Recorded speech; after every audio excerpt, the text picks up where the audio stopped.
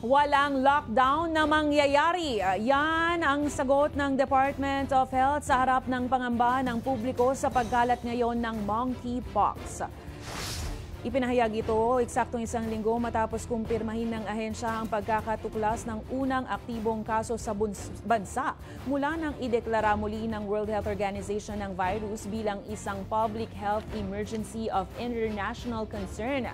Base sa kanilang nakalat na impormasyon, walang travel history sa labas ng bansa o kontak sa mga banyaga ang mga pasyenteng may mpox. Pero napag-alaman na mayroon silang skin-to-skin contact at nagkaroon ng simptomas matapos ang 3 linggo. Magla-lockdown ba? The answer is no.